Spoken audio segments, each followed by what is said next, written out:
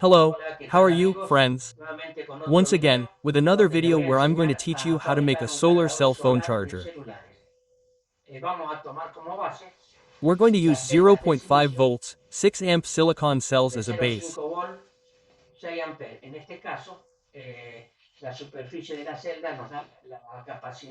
In this case, the surface area of the cell gives us the capacity in amps, and the voltage is inherent to the material, which is already stable at 0.5 V since the cell phone charger has a single cell battery that would be 3.7, which when charged has 4.2. As we said in the other videos, we have to make a charger that is capable of exceeding that voltage or at least the same voltage.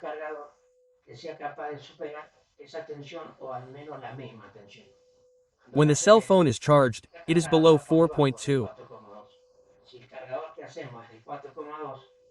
If the charger we make is 4.2, it will charge up to that voltage, and when the cell phone battery reaches its maximum level, there will be no more energy transfer between the generator and the charger.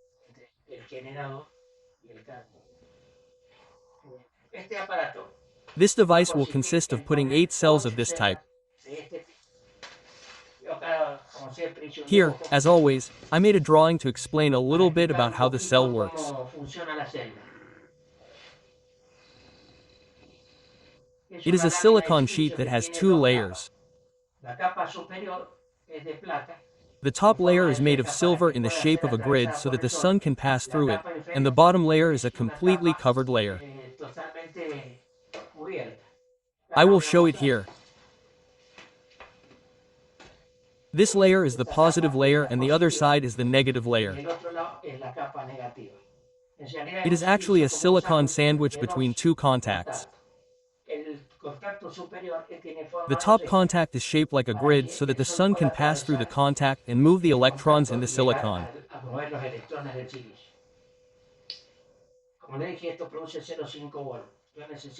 As I said, this produces 0.5 V. I need to make a series of 8 of these plates to form 4 V. I will reach 4 volts, 4.2 so that I do not need any type of controller.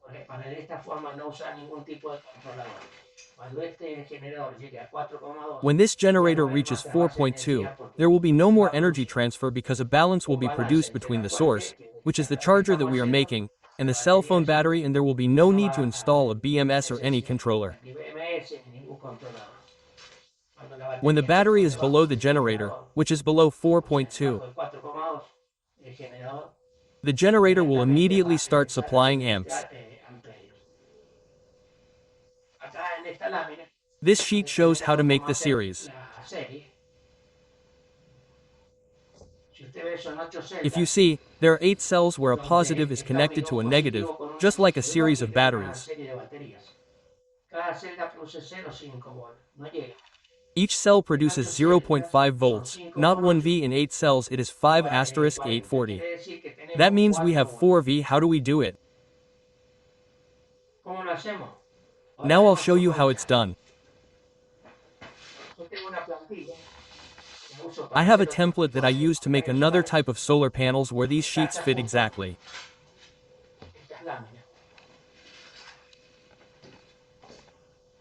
I leave the negatives on top, the positives on the bottom.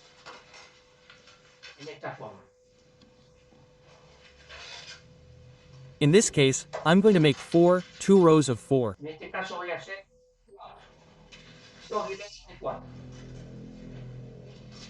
Well, these sheets are very delicate.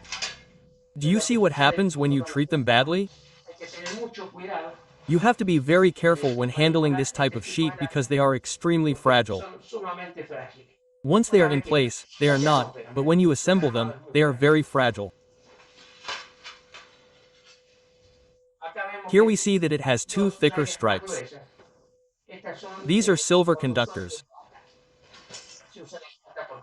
Silver is used because it is a highly conductive material and does not require a very wide cross-section.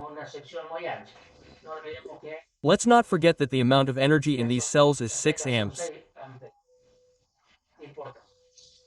It is quite important how we are going to connect the top to the bottom of one, the top to the bottom of the other, and so on. We are going to get to the 2 ends to have 1 volt between these 2, plus 1 volt between these 2. I will have 2 volts.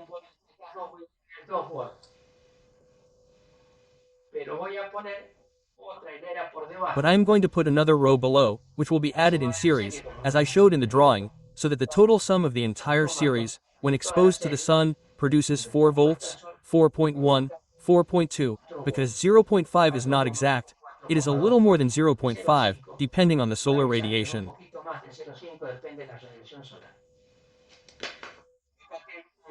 Here I have a soldering iron and a special wire.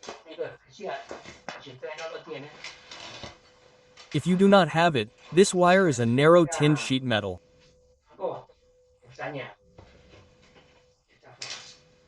In this way we cut a small piece, right?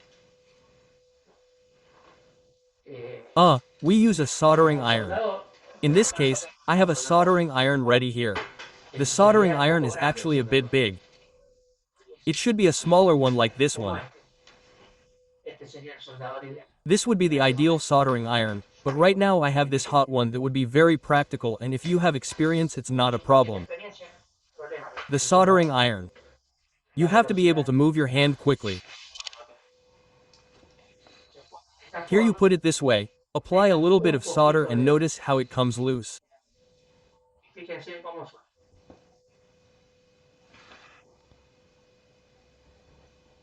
It comes loose. There you make another connection because they are two identical connections. This is a negative and this one too. We do the same with the other line. We put it there.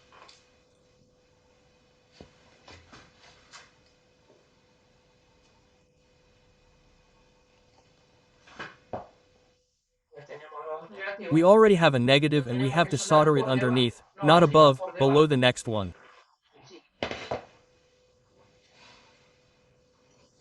Below the next one. In this case it would be this one so as not to pull it out. I'm showing this one. Turning the entire sheet over.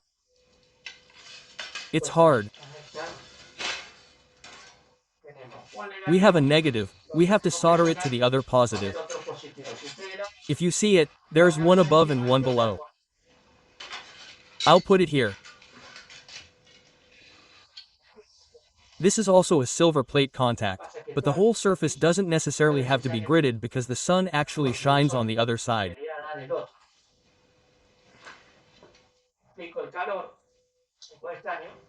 I apply heat, a little bit of solder, it immediately releases, and I do the same with the next contact.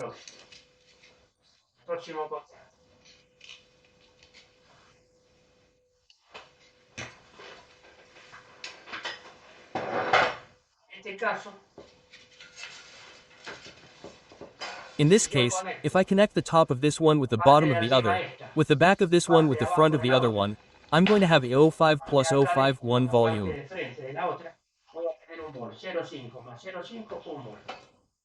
So on and so forth. Let's do the following.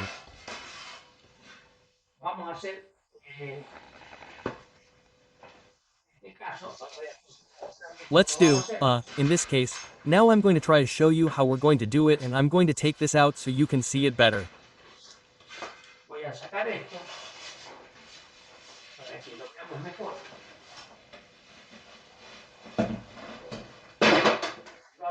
And we're going to start placing the sheets as I thought of doing it.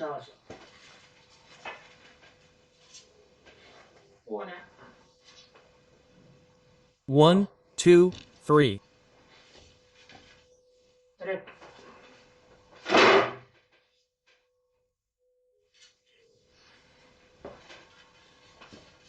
We're going to put them here. 1, 2. They're very fragile, that's why it's a bit difficult to move them. 4, 3 and 4. 4 in that row, we put 4 more below. Making another series.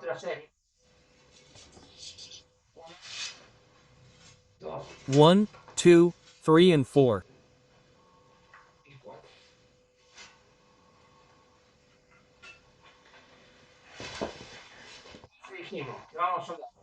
So we said we're going to solder the top of this one to the bottom of the other. the top of this one to the bottom of the other, and so on, as shown in the drawing. I'll show you this again.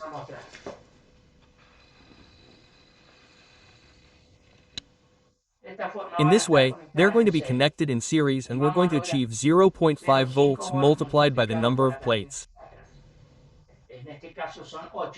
In this case, it's 805*8, which is 4V4V. When the intensity of the sun is a little higher, it's going to reach more than 4V4.2, which is more or less what we need as a maximum to charge a cell phone. When the cell phone is discharged, it's going to be below 4.2. So the charger is going to charge with more intensity. As the cell phone fills up, the charger is going to balance until the power is equal, 4.2 and 4.2. The ampere input no longer exists. Hey, if you watch the other video where I explained how to charge a lithium battery, you'll see why I did it at 4.2V that way. We don't use a BMS or any charge controller. Now, let's do the following.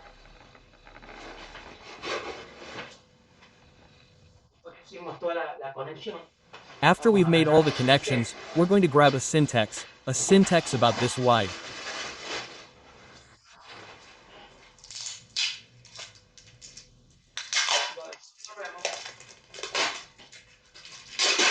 We're going to unwrap it and start gluing everything to a hard surface, cardboard or something that's quite rigid to give the system solidity.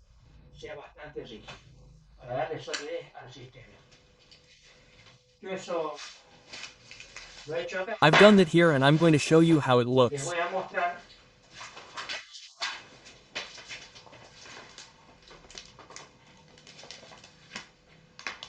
Here's the charger assembled. I've made the connections below. Here they join with this one in the same way. Bottom, top, bottom, top, bottom, top. And here we have two outputs. If we measure here, we're going to have 4V, so what can we do next? We look for a connector.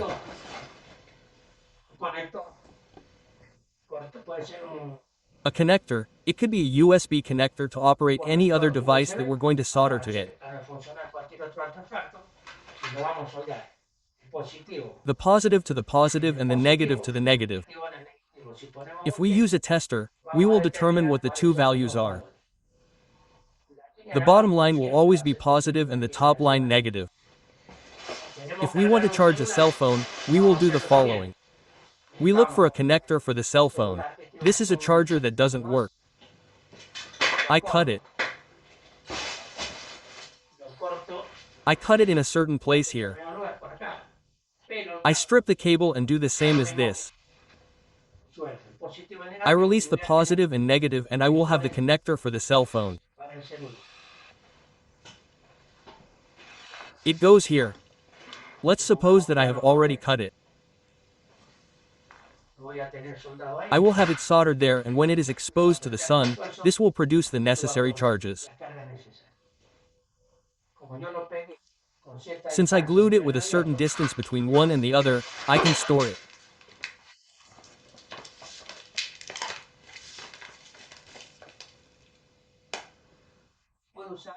It can be used for anything that needs 5 volts with a USB input. It can be a radio, it can be any other, a tablet, whatever, that has a USB and you need 5 hours. Well, friends, that's all. I hope you liked the information on how to make an easy and powerful charger. Here we have 6 amps 4V6*424W, quite powerful. If the cell were smaller, with less surface area, we would have fewer amps, the same voltage, but fewer amps. In this case, they are 6 amps 6*424W, quite powerful and very easy to carry.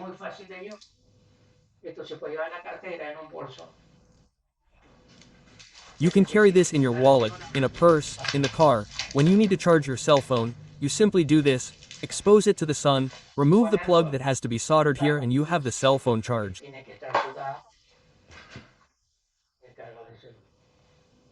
Well, friends, that's all for today. I hope you liked the video. If you did, give it a like. If you are interested in other interesting videos, subscribe to the channel. Bye, until next time.